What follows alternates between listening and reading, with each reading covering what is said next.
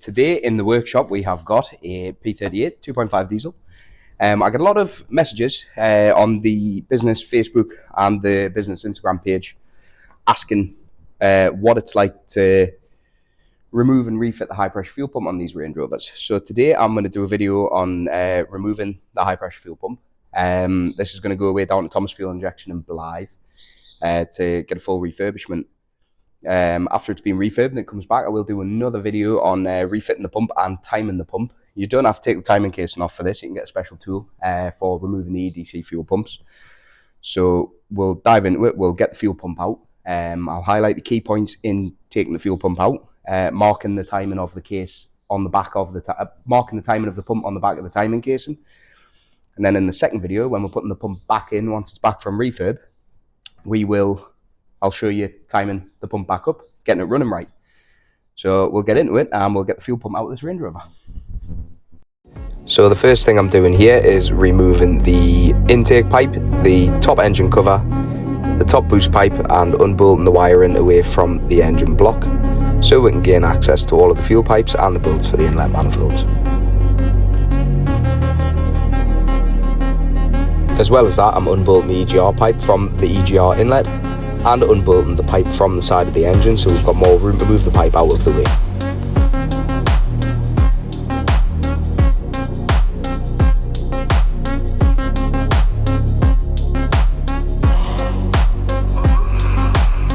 Here I'm starting to remove the inlet manifold, removing all the 12mm nuts. There is some 12mm underneath the inlet manifold which are quite difficult to reach, but you can get them with a ratchet spanner and some with a long extension. If you do have an earlier P38, you will have a cast aluminium manifold. On the later ones, it will be a plastic manifold. Right, so when you're at the point of taking the manifold off, just one thing to bear in mind is that the bolt directly under this one, you will find a lot on these inlets if the BMW M51 has been to bits before. They are meant to be a 12mm. However, you will find a lot of 13mm and aftermarket bolts because a lot of people drop them down inside the engine. Instead of finding them, it's easier just to replace them apparently. But down here, you've got the last bolt, which the easiest way to get that is just with a ratchet spanner. But make sure you take your battery off because it is very close to the live terminal of the starter motor. You will short it out if you touch it with the spanner. Once the inlet manifold is removed, it's time to start pulling off the injector leak-off pipes. You don't need to remove these, but it does make easy access for the 17mm nuts which hold the fuel pipes onto the top of the injectors. As well as that, removing the vacuum pipe and the top coolant hose. Then here I'm removing the inlet and the outlet off the high pressure fuel pump.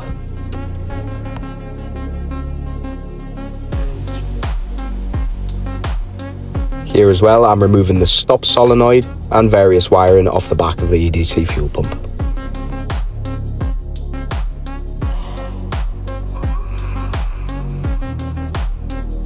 So now I'm removing the 17mm nuts which go from the fuel pipes onto the injectors so we can get to the fuel pump bracket.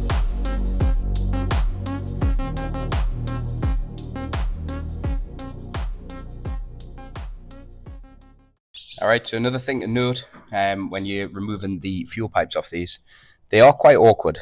They're quite awkward to get off, and you've got to move a few of them out of the way to get to the bottom two. So unlike the 300 TDI and the 200 TDI, where you can just get straight into them with a spanner and crack them off, you do have to take these off. Best thing that I do is take a picture of them when they're all fitted still, so you know which way they go back in. So you've always got that reference point, especially if this fuel pump's obviously going away to be refurbed and it could be 2 or 3 days before it's back.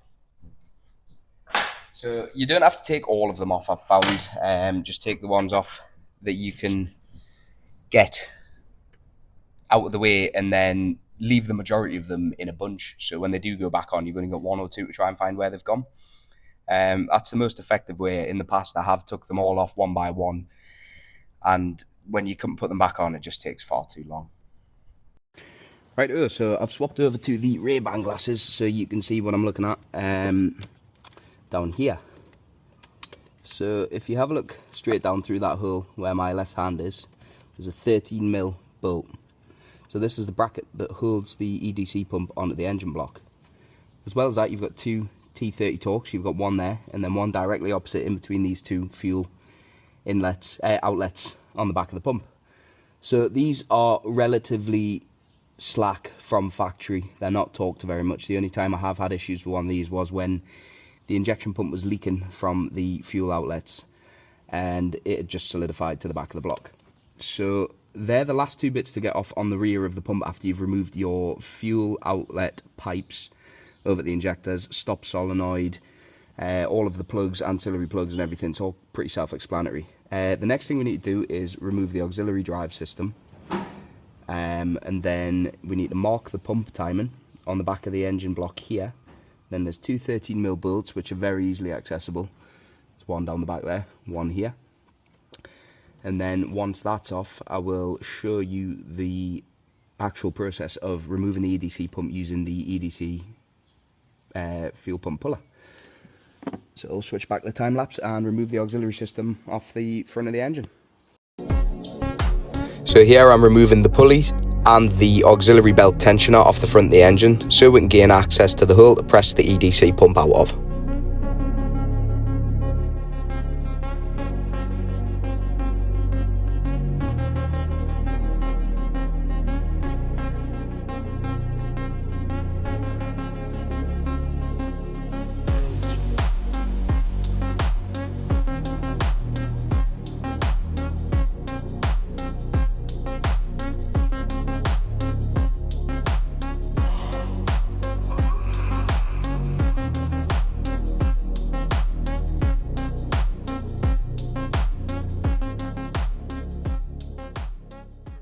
So the big torch has died, so I'm working on a little LED torch at the minute. So I'll wait for the big torch to charge up before I go ahead and do this. So once you've got all of your auxiliary belt tensioner off, this has got an electric fan on it. I just moved the bracket and it gave it enough room to crack the bolt off, which holds the tensioner arm off. Managed to get it out without doing that. So into the timing casing, you've got a 21mm bolt, a 21mm nut, which holds the fuel pump onto the timing gear, which runs on the timing chain. So taking that cover off, this can be very, very, very tight. So the best way that I've found to do it is, especially with that electric fan in the way, get the Allen key socket. I actually put a spanner on it and a bit of pipe, and it cracks it off, and then it just winds out. But next, what we're going to do is we're going to mark the timing on the back of the pump. We're going to crack this off, then we're going to take the two 13s out. I'll switch to the glasses cameras, and then I will show you the whole process of pulling the pump out with the EDC puller.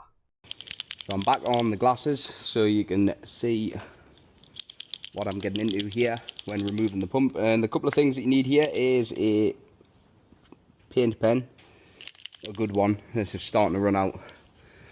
And what I like to do with these is just from that little casting mark there, trace down the back of the case of the engine itself. Then that gives you your reference point for the timing. Now I've already cleaned this off a brake cleaner, so then don't go ahead and clean anything until you've got the pump back on. But just the shape of that pump round there, pen is starting to die. Turn it around maybe. Get it out. There we go. So I get paint all over my gloves, but it doesn't matter. That's better. So all the way around that casing there, especially with the curve, and then you know where you've got the curvature of the pump.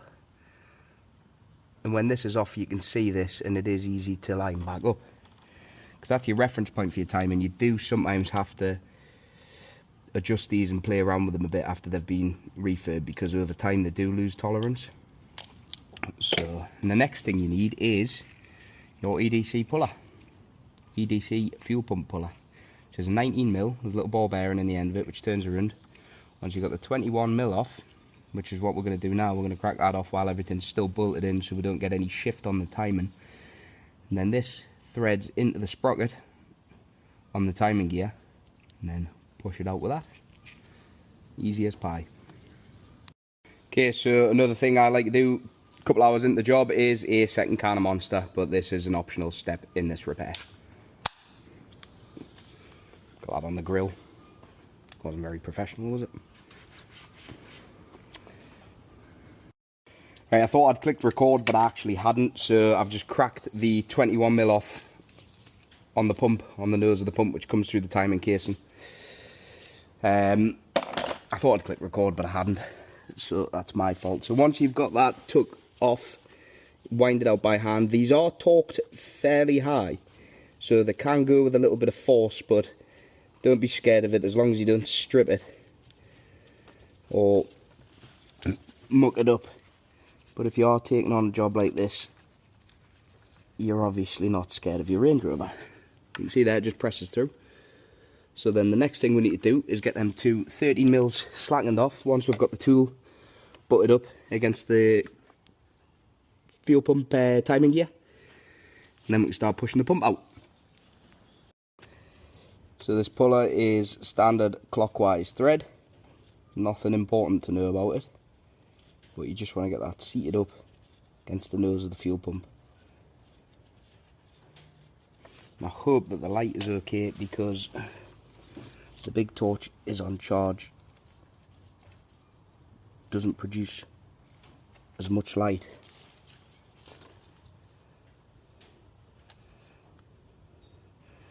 So I normally just hand tighten it up against there. And then once you feel the resistance off that, you know that that is to where it needs to be. And then we can move down to the two 13mm on the back here. There's one. I'm going to step up a bit on my step. My step being a Maserati. I'm sure you can get this one with a ratchet spanner.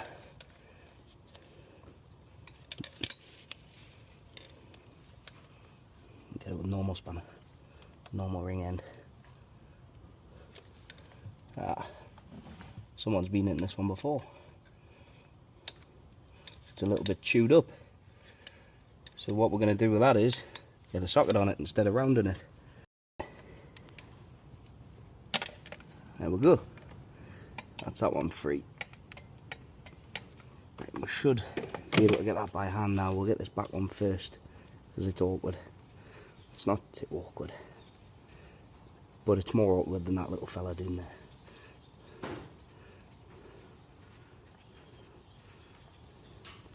I hope you can see what I'm doing.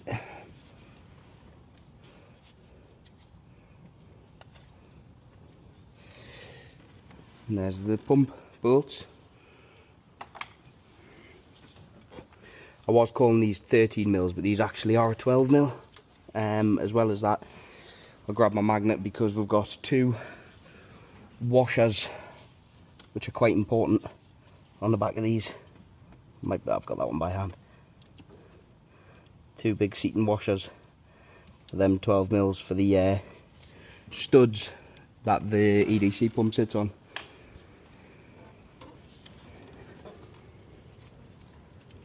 See the big washers there. And you don't want to lose them.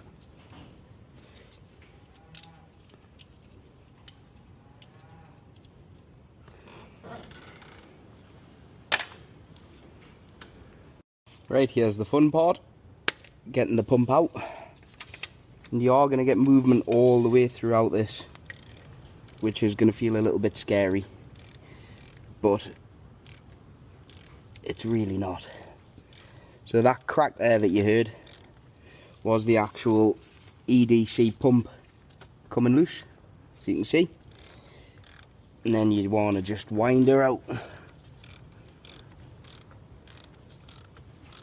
with this end of the tool. Now you don't need much force on this.